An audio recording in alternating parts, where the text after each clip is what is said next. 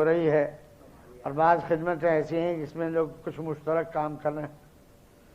بعض لوگوں کا تعلق مدرسے سے بھی ہے، دعوت و تبلیغ سے بھی ہے، سلوک سے بھی ہے، اور مسجد نبی کا یہی کام تھا کہ سارے کام ایک جگہ ہو رہے تھے. آج کے دور کی طرح مسجد نبی میں منڈلیں بنی بھی نہیں تھی کہ بھئی یہ مسجد، یہ تعلیم والے ہیں اور یہ تبلیغ والے ہیں اور یہ مدرسے والے ہیں اور یہ خانقاہ والے ہیں اور یہ تصنیف تالیف والے ہیں. مدینہ منورہ میں ہر مسلمان ہر کام کرنے والا تھا، اور مسجد نبوی میں نبی کریم صلی اللہ علیہ وسلم سب قافلوں کے ذمہ دار تھے. وہیں علم کے حلقے ہو رہے تھے، وہیں ذکر کے حلقے ہو رہے تھے، وہیں دعوت و تبلیغ کے حلقے ہو رہے تھے.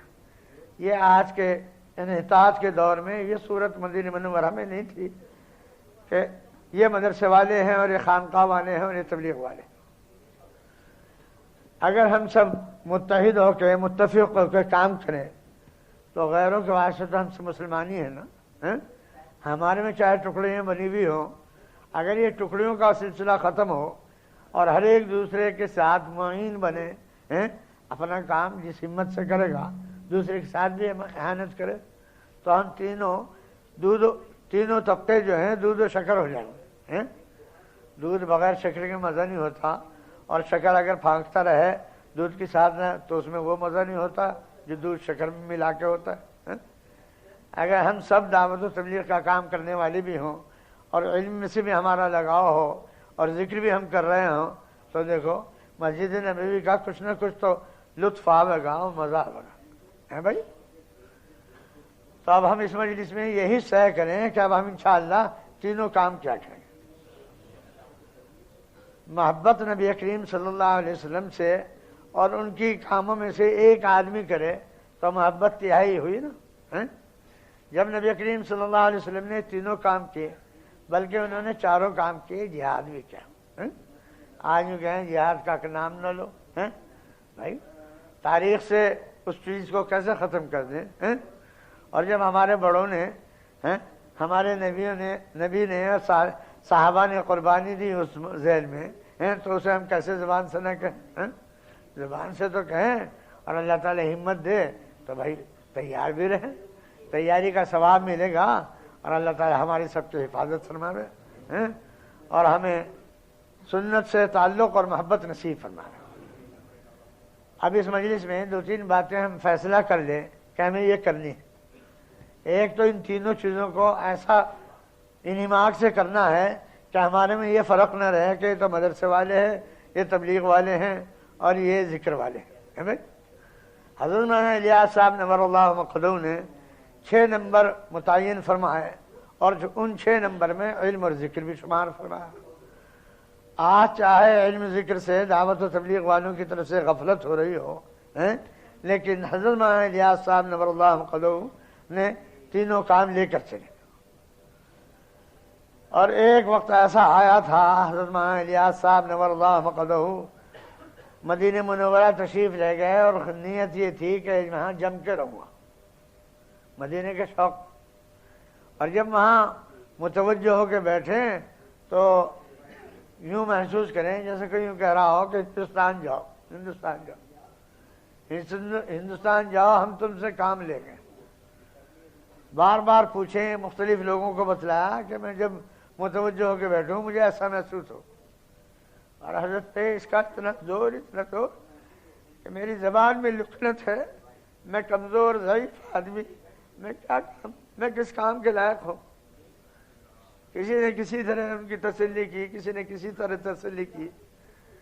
حضرت مولانا احمد صاحب حضرت مدنی نور اللہ مقدم کے بڑے بھائی نے فرمایا کہ یوں کیوں بھولے جا رہے ہو، یوں تو نہیں فرمایا جا کے کام کرو، یوں کہا ہم تم سے کام لیں گے، تم وہ کام جس طرح سے لیں گے لے لیں گے، تم کیوں سوچ کے اور گھل کے آدھے ہو رہے ہو. بس چونکہ حضرت مولانا کی، حضرت مدنی نور اللہ مقدم کی جیسی بے تکلفی بڑے ہونے کے باوجود حضرت مولانا زکریا صاحب سے تھی، اسی انداز کی مولانا الیاس صاحب کی مولانا مولانا احمد صاحب سے تھی.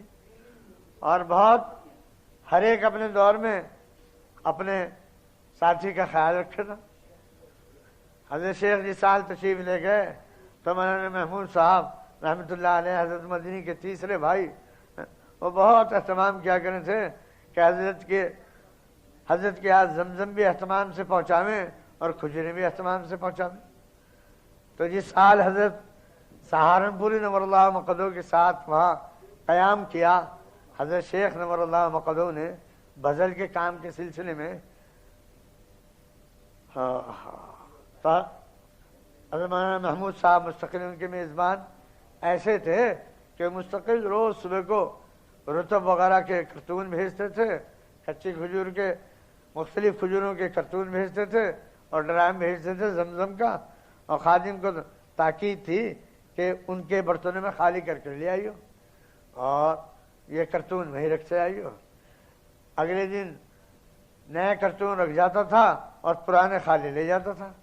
بس ہمارا گھرانے کا حضرت مدنی نور اللہ مقدو کے گھرانے کا تعلق بہت ہی ہمیشہ سے بچپن سے ہی، بلکہ بڑوں کا ایسا ہی رہا، دامن چولی کا سا، اور الحمدللہ اب تک چل رہا ہے۔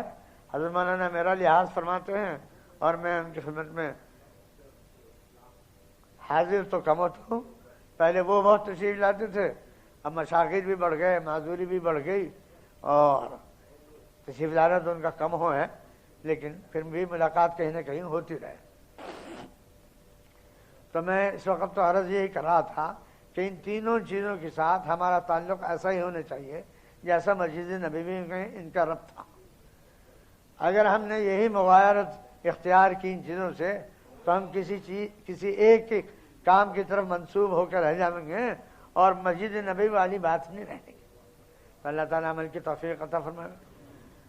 ہے تو تفریح سی بات، میں نے ایک جگہ بہت تفصیل سے عرض کیا تھا، گجراتی جہاں گئے ہیں 4 چیزیں لے کے گئے ہیں۔ دسترخوان کی چیز لے کے گئے، پاپڑ اور سموسا، اور جناب روحانیت کی چیز لے کے گئے مسجد مدرسہ۔ میں نے وہاں یہ عرض کیا تھا بہت تفصیل سے کہ بھئی ان 4 میں اردو بھی شامل کر لو، چونکہ اپنی زبان کا جو لطف ہوتا ہے وہ اپنی زبان میں ہوتا ہے۔ قرآن پاک کا، حدیث پاک کا سننے اور پڑھنے میں کیسا لطف آتا ہے، لیکن اردو میں اس کا ترجمہ کرو تو وہ لطف ختم ہو جاتا ہے۔ ایسے ہی اردو کی بات ہے، اگر اردو کی اچھی سے اچھی کتاب کا، اچھی سے اچھی تقریر کا، اچھے سے اچھے ملفوظات کا کسی بھی زبان میں ترجمہ کرو، جو اردو کا لوچ ہوتا ہے، جو اردو کا لطف ہوتا ہے، جو اردو کی لطافت ہوتی ہے، وہ ختم ہو جاتی ہے۔ تو میں نے اس مجلس میں ذرا تفصیل سے یہی عرض کیا تھا کہ جیسے آپ نے 4 چیزیں سنبھال رکھی ہیں، گجراتی جہاں جاتا ہے اپنی 4 چیزیں لے کے جاتا ہے۔ یہ 4 چیزیں تو لازم ہیں، اور اس کے علاوہ پھر کڑھی کھچڑی، اس کا بیچارے کا نمبر بہت کم ہے۔ کسی کی کھانے کی دعوت کی ہو اور بہت پہلے سے کی ہو تو وہ ذرا لمبا وقت لیتی ہے کڑھی کھچڑی، اس وجہ سے وہ بیچاری کم آتی ہے دسترخوان۔ کیوں؟ حضرت شیخ نور اللہ مقدو کے ایک دفعہ یہی شروع ہو گیا کہ بھائی گجراتی بہت عام ہیں اور ہم اپنے کھانا نہیں کھلاویں، ان کو ان کی رعایت کا کھانا کھلاؤ۔ خدام سے پوچھا بھائی کیا چیز ایسی ہے جو ہمارے یہاں تیار ہو سکتی ہو؟ اس وقت ماشاءاللہ حضرت شیخ نور اللہ مقدو کی خانقاہ میں گجراتی قابض تھے، بہت عجیب لطیفے ہوا کرتے تھے، یوں فرمایا کرتے تھے کہ بھائی کھانے کا اور چائے کا ہو تو انہیں گجراتیوں سے جوڑ کرو، یہ حاوی ہے میرے پہ، اور بھائی مختلف چیزوں میں مختلف آدمیوں کے نام لیا کریں تھے، یہاں تو صرف گجراتیوں کی ضرورت ہے بھائی۔ تو یہ فرمایا کریں تھے کہ بھائی بتلاؤ۔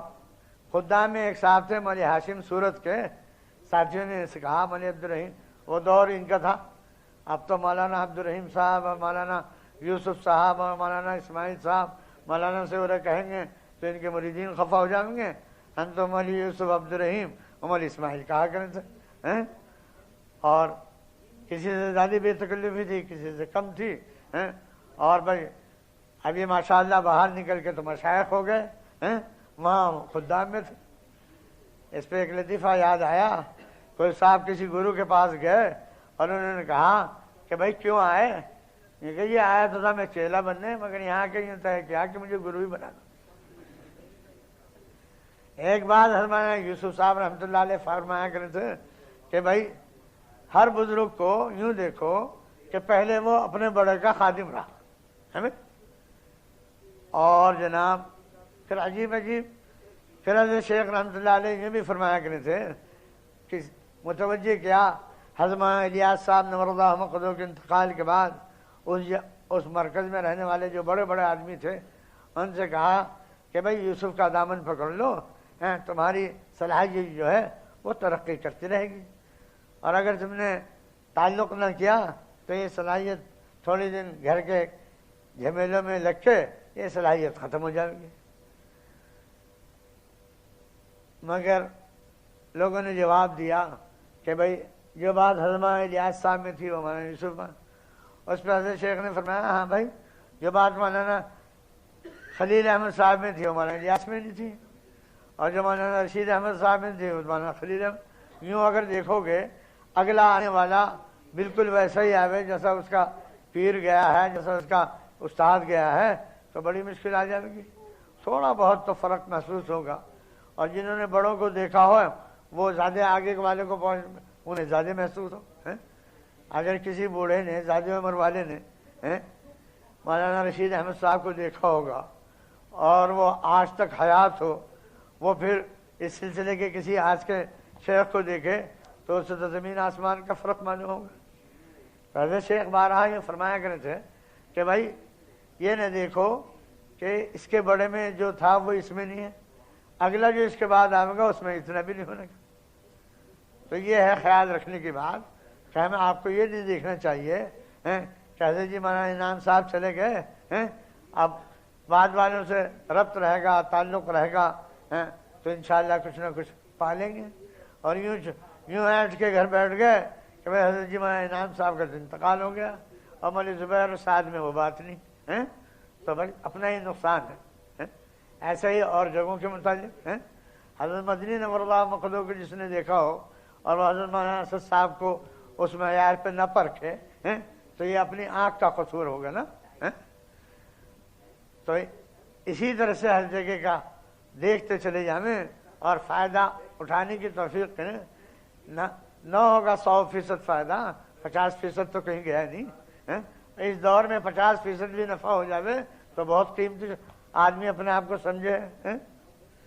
تو بس اس وقت تو یہی عرض کرنا تھا کہ ان تینوں چیزوں کو لے کے چلے، اور آج کل قوت سے میں ہندوستان میں بھی اسی بات کو عرض کر رہا ہوں کہ جیسے تحریک ناکام ہونے کے بعد ہمارے اکابر کے اکابر نے یہ فیصلہ کیا کہ اب غیر منقسم ہندوستان میں ہندوستان، پاکستان، بنگلہ دیش، اور تم مولوی بھائی خالد ہمیں اور بھی نام بتایا کریں جو اس وقت ہندوستان کے ساتھ ملحق ہے، ہمیں تو تین ہی یاد ہے، لنکا، بنگلہ دیش اور برما۔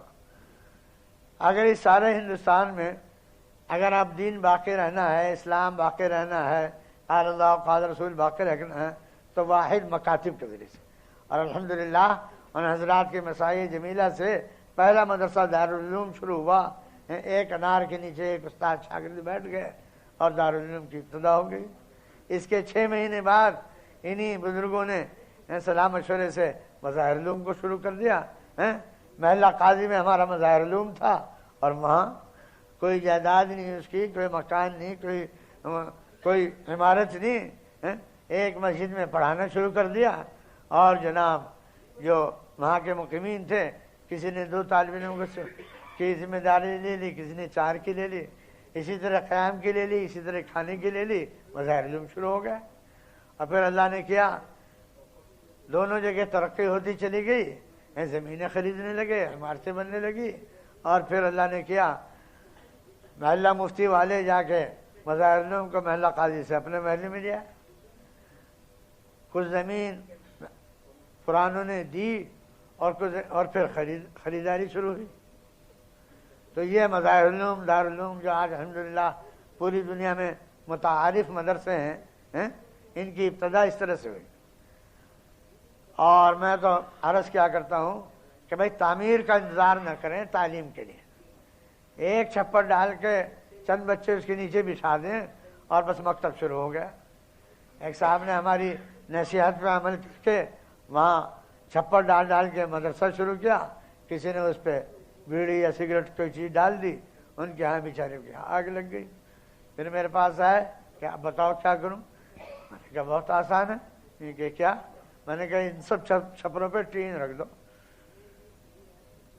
ٹین کی تپش سے نیچے والے محفوظ رہیں گے اور ٹین جلنے سے ٹین سے محفوظ رہے گا، وہ چھپر جو ہے جلنے سے ٹین سے محفوظ رہے گا۔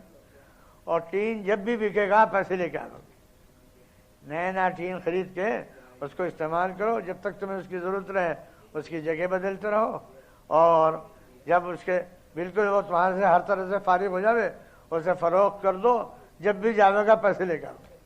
اور آئے دن جو گرانی ہوتی ہے وہ پرانا ہونے کے بعد اچھی قیمت لے آوے، ہے بات یا نہیں؟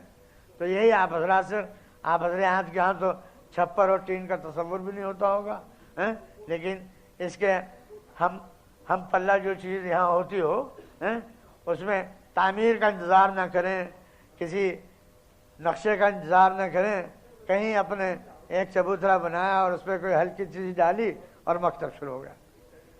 آپ حضرات سے تو ایک اور درخواست ہم ساتھ ساتھ کرتے ہیں، وہ یہ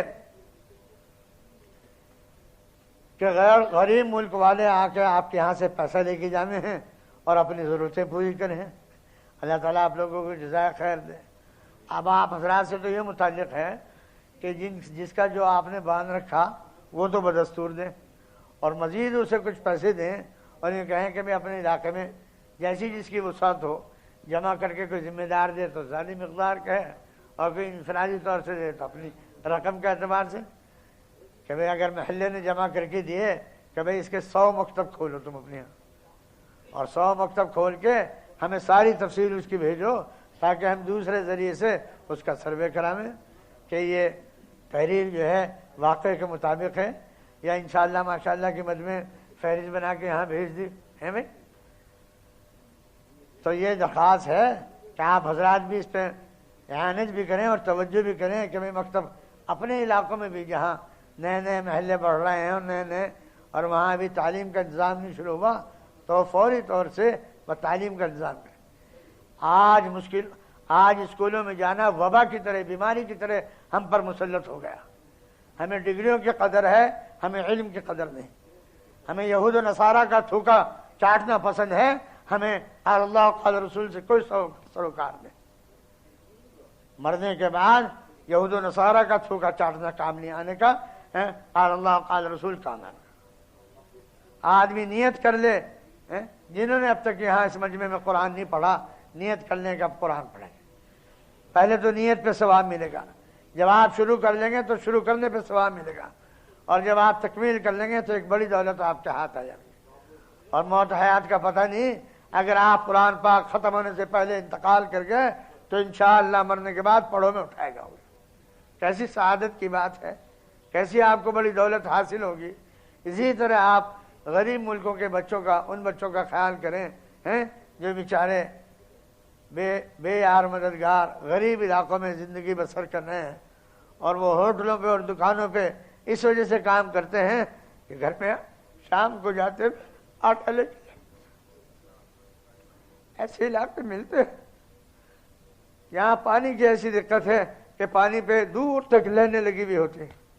میں تو اس موقع پہ کوئی میرے ساتھ صاحب خیر ہو، میں نے کہا یہ ادھر ادھر پیسہ پھینکنے کے بجائے یہ زیادہ ضرورت مند، جگہ جگہ کنویں کھدواؤ، نلوں کا انتظام کرو، اور کہیں وہ جو ہے نا جو پانی کھینچتے ہیں مشین وہ لگوا کے جگہ جگہ ٹنکیاں رکھوا دو۔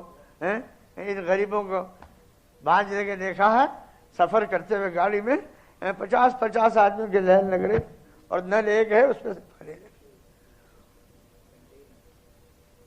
اور امت کو پریشان کرنے کے واسطے جب جی چاہے وہ نل بند کر دیا، جب تک آ رہا بیچارے لائن میں لگے ہوئے لے رہے، اور جب یہ بھائی پانی آنا بند ہو گیا تو بیچارے پھر چلے گئے، پھر پتہ نہیں کیا کرتے ہو آپ حضرات۔ ٹھیک ہے، میں تو وہاں اپنے یہاں عرض کرتا ہوں کہ ٹیپ ٹاپ پہ پیسہ خرچ کرنے کے بجائے، مدرسے کی زینت پہ خرچ کرنے کے بجائے، اگر غریب علاقوں میں تم اس پیسے سے مکتب قائم کرو تو تمہارے مدرسے کو زیادہ فائدہ ہو۔ مکاتب دینیہ کی اہمیت میرے 2 خط ہیں، وہ چھپے ہیں، یہاں لا نہیں سکے، کوئی صاحب کتابیں منگاتے ہوں، منگانا چاہیں تو وہاں سے منگا کے پڑھیں اور پڑھائیں، اور اس میں نے یہی لکھا ہے کہ جو آج ہماری امدادیں ہو رہی ہیں اسکولوں کے ذریعے سے، وہ ہماری ہمدردی کی وجہ سے نہیں، ہمیں دین سے دور کرنے کے واسطے، ہمیں قال اللہ قال رسول سے کاٹنے کے واسطے۔ آپ حضرات ریڈیو بھی سنتے ہوں گے اور اخبار بھی پڑھتے ہوں گے، الحمدللہ مجھے یہ دونوں لتے نہیں ہیں، مگر بہار کے حالات سنے ہیں۔ عالیہ مدرسے والوں نے اتنی لمبی لمبی بھاری بھاری تنخواہیں دی تو نظامیہ سے لوگوں کو کاٹا، اور پھر کچھ دنوں بعد وہ تنخواہیں بند کر دی۔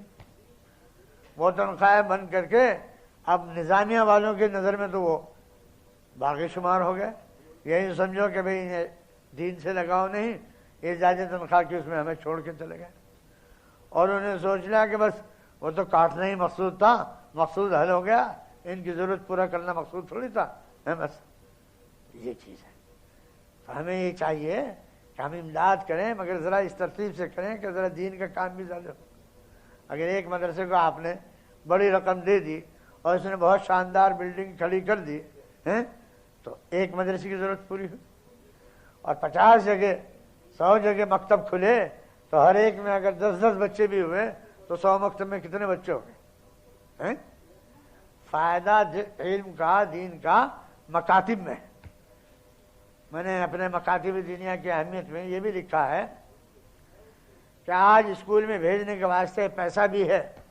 آپ تو بڑے آدمی ہیں، آپ کی تو گاڑیاں بچوں کو چھوڑ کے آتی ہوں گی، ہمارے علاقے میں تو بیچارے رکشہ سے بات کر لے ہیں کہ بھائی ہر مہینے تو یہ کچھ دے دیں گے، اور انہوں نے رکشے والوں نے بھی ایسے رکشے بنا رکھے کہ 10 15 آدمی آ جائیں، بڑے سارے ایسے، وہ بس اسی کام کے ہوں، بچوں کو اسکول میں لے جانے اور بچوں کو لے آئیں۔ اگر وہ ایک دفعے میں 10 12 بچے لے گئے اور ہر ایک سے 25 30 روپے بھی طے تھے تو اس کو کیا مل گیا؟ ہے بات۔ اور اگر وہ رکشہ نہیں آیا تو باپ بھی کہے کہ دفتر جاتے ہیں میں چھوڑتا جاؤں گا۔ اسکول کی تو یہ قدر ہے، اور مکتب کی یہ ناقدری، اجی کہاں اتنی گنجائش مکتب میں بھیجیں، کوئی پڑھ لے گا، ڈگری حاصل کرے گا، لاکھوں بچہ ڈگری لیے پھر رہا ہے اور تو ملازمتیں نہیں ملتی۔ دین کے کام میں سب سے ہلکا کام، سب سے چھوٹا کام اذان کا ہے، ثواب بہت ہے اس کا، لیکن مقام کچھ اس کو اونچا نہیں سمجھتے، مؤذن ہی تو ہے بھائی۔ حالانکہ اس کی قدر ہونی چاہیے، اس کو سوچنا چاہیے کہ ہمیں اللہ کی طرف بلانے والا ہے، ہمیں فرض نماز کے لیے بلا رہا ہے، اور فرض نماز اسلام میں کتنی اہم چیز ہے، اور مسجد سے پڑھی جائے۔ معاف فرمائیے، میں آپ سے بھی اس مسئلے میں شاکی ہوں کہ غریب علاقے والے آپ سے پیسہ لے جا کر مسجد بناتے ہیں اور آپ جماعت خانوں میں نماز پڑھتے ہیں جی۔ آپ حضرات، یہ پابندی تو اب شروع ہوئی ہیں، اب تک جب پابندی نہیں تھی، جب ہم سوتے رہے، جماعت خانوں میں نماز پڑھی، آپ کے پیسے سے غریب علاقے والے مسجد بنا کے نماز پڑھ رہے ہیں، تو ان کی نماز قیمتی، وہ اعتکاف اس میں کر سکتے ہیں، اور ساری عبادت مسجد میں ہونے کی وجہ سے ان کی قیمتی ہے۔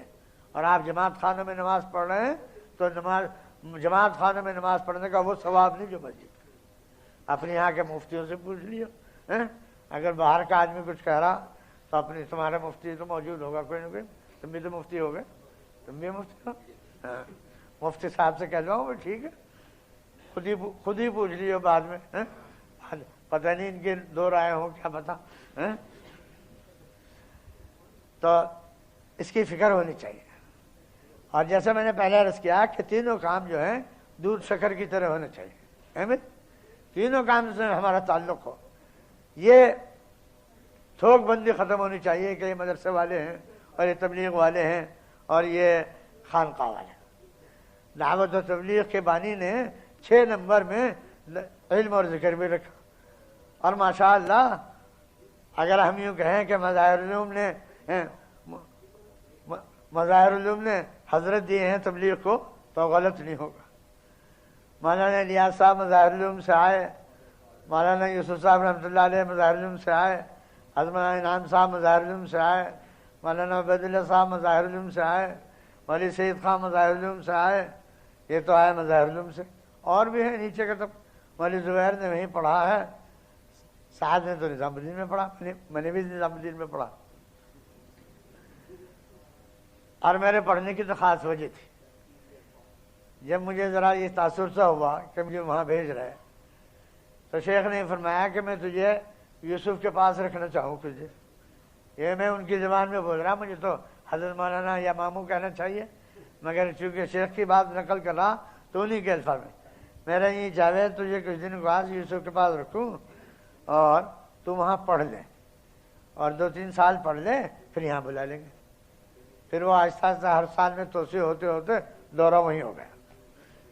ہر سال کے ختم پہ یوں کہ میں مشورہ ہوگا، اور مشورے میں یوں طے ہو جاتا ان سب کا کہ وہیں ہو جاؤ. الحمدللہ اللہ تعالیٰ جب مجھے جزائے خیر عطا فرمائے، الحمدللہ میں نے خدمت بھی کی.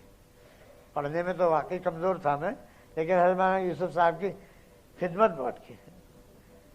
ایک دفعہ اسمید آیا کہیں سے، اور حضرت مولانا یوسف صاحب رحمۃ اللہ نے کہا کسے دے دوں؟ آدھا شیخ کو بھیج دوں، آدھا فلاں کو دے دوں، آدھا. میں نے کہا کیوں؟ میں نے کہا آپ رکھ لیں، آپ کے لگائیں گے. نہیں کہ بھائی میں تو بہت بے وقت ہوں، میرا کون لگاوے گا ایسا ہے. میں نے کہا میں لگاؤں گا. بس وہ شیشے انہوں نے میرے حوالے کر تو واقعی وہاں کا کوئی تک نہیں تھا. مجمع زیادہ ہو گیا تو کھانا 2 گھنٹے بعد ہو رہا ہے. کسی کوئی مشورے والے بیٹھ گئے مغرب کے بعد تو رات کا تک نہیں، اور پھر کتاب ہوتی وہ ہوتا سب کچھ ہوتا، لیکن میں نے یہ طے کر لیا تھا کہ مجھے ان کے بات سنا، اور اپنی جگہ بھی ان کے قریب بنائی تھی.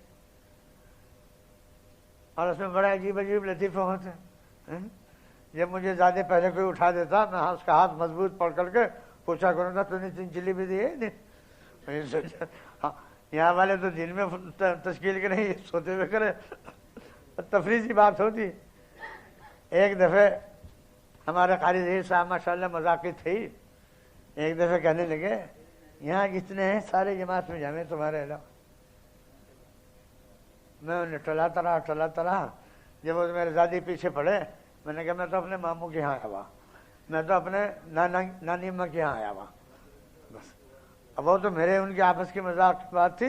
وہ جا کے انہوں نے حضرت جی سے کہہ دیا کہ آج میں نے میری طلحہ پہ بہت اصرار کیا تھا کہ تم جماعت میں چلو، اور پھر انہوں نے کہہ دیا میں تو اپنی نانی کے یہاں آیا ہوا. حضرت جی نے پھر کئی دن تک فرمایا بھائی طلحہ تو ہمارے یہاں آیا بھی نہیں، وہ تو اپنی نانی کے یہاں آیا ہوا. میں سنتا رہا.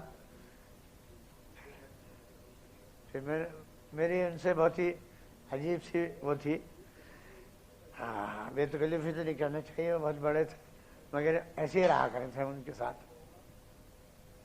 میں نے ایک دفعہ حضرت جی مولانا انعام الحسن صاحب رحمۃ اللہ علیہ سے عرض کیا، کہنے کہ جی ایک دور ایسا گزرا، آپ عام دروازے سے آپ کے سامنے گزرنے کے بجائے ہم ماموں کے ہوتے ہوئے کھڑکی میں کو جانا زیادہ آسان سمجھا کریں. تو کہ حضرت مولانا انعام صاحب کا رعب بہت تھا، اور مولانا یوسف صاحب کے ساتھ کا عفو اور درگزر کا معاملہ بہت تھا.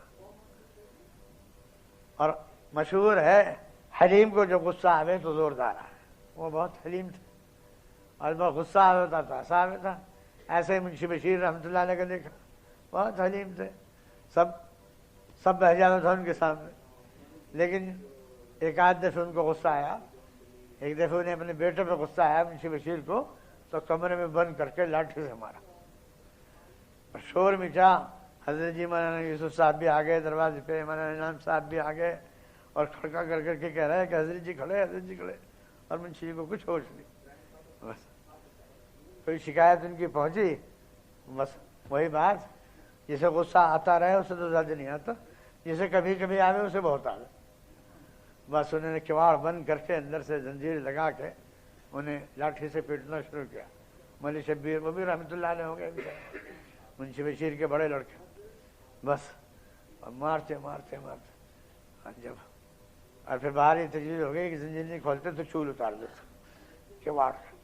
کبھی بے جگہ کہیں لکڑی لگ جاوے، مرمرا جاوے شبیر ہے، چول تو پھر لگوا لیں. بس پھر آواز دے کے کہا کہ حضرت جی باڑی کو بلا رہے ہیں چول اتروانے کے واسطے. یہ منشی جی کواڑ کھول. منشی جی کیا ہوا تم؟